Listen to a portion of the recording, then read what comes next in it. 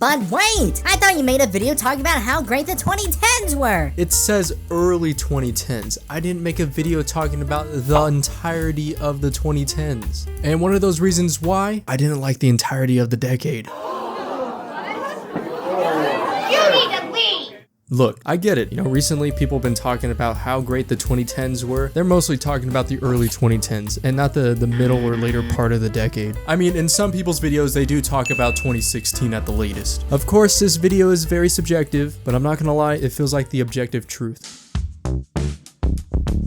8 months ago, as of the release of this video, I made a video about early 2010s nostalgia, which blew up immensely in November, and most people that clicked on this video related to a lot of my experiences and opinions about this era, but a small percentage of people felt different about it, and some of their general takes on the subject of nostalgia I completely agreed with, and at the end of the day, it is really just nostalgia, and nostalgia is very subjective, and it's not even the main reason why I made this video. The idea for this video came to light when I was watching someone else's video essay about 2010s nostalgia, and he came to refer to this era of music as elite. I enjoyed the majority of mainstream music back in 2014, but there's 2 songs that I did not like. I absolutely despised them then, and I still despise them now.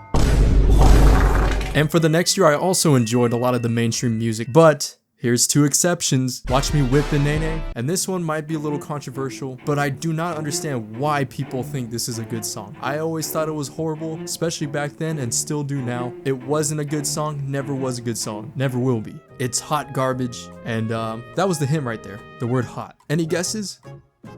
Did you get it? That's right, Hotline Bling. I don't like this song.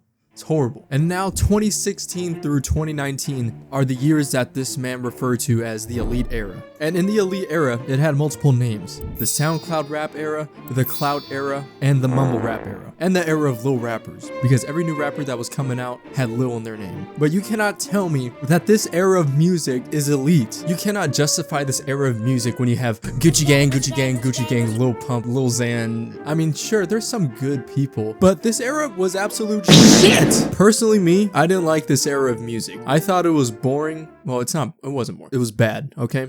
Ew, what's that? I'm not gonna say that I listen to the best lyricist of all time, but I do prefer my music without the nonsense mumbling. This era was not elite. It was dog shit. It was horrible. Honestly, I don't even think rap got that much better, but whatever. On to the next subject.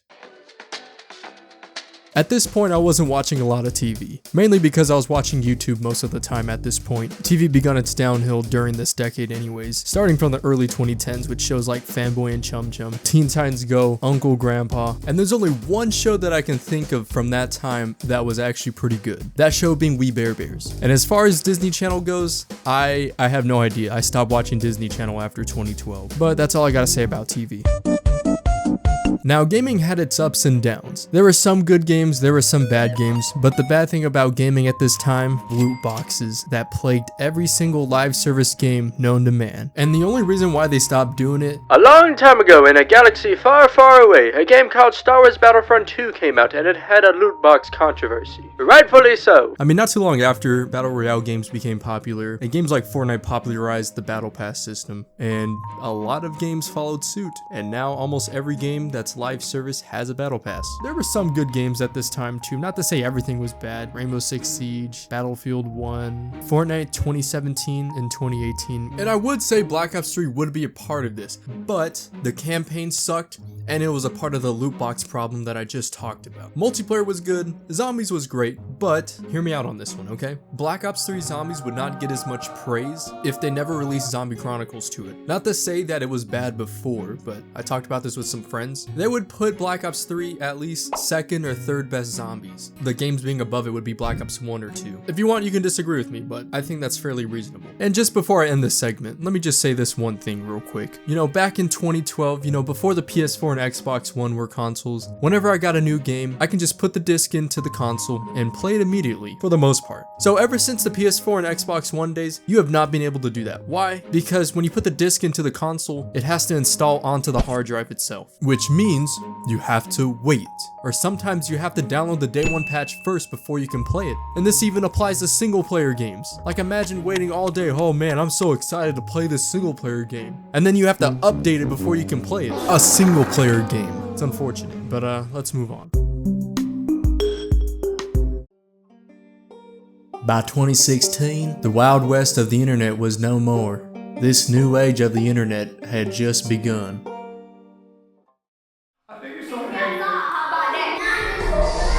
Alrighty, I assumed we've had enough of that, right? The cloud era of internet. Why did I say it like that? The cloud era of internet, okay? Whether it be people doing ridiculous stunts or people who were just built different. And you'd find all these people on Instagram. And now, I don't know what was on Kick, but that was another social media app that was around. But there was some horrid shit on there, as far as I've heard. Some people will say, oh, I'm so glad I didn't grow up with TikTok. But bro, Musical.ly was worse. Musical.ly was TikTok. Musical.ly became TikTok, long story short. That app was so cringe. I'm not gonna talk about it anymore. If you want to look up any Musical.ly compilations, go for it. But if you do, you're a weirdo and you might need some help, especially if you're 18 plus. And if you forgot about Musical.ly, I'm so sorry that I brought it up. But honestly, I don't have much more to say about social media. That's about it. When it comes to late 2010s fashion, I don't have anything against it, besides spending $500 on a white t-shirt with the Supreme logo stamped on top of it. The reason why my early 2010s nostalgia video wasn't about the entirety of the 2010s is because 1, I didn't really grow up in the late 2010s, and 2, I thought the late 2010s sucked, which is why this video exists. And if you agree with that opinion, maybe leave a like, and if you want to hear more of my opinions, go ahead and maybe subscribe. Anyways, Happy New Year's. I'm sorry that this video took so long. I wanted to get it out before Christmas, but that didn't happen, but we got it out now. Until next time, I'll see you around.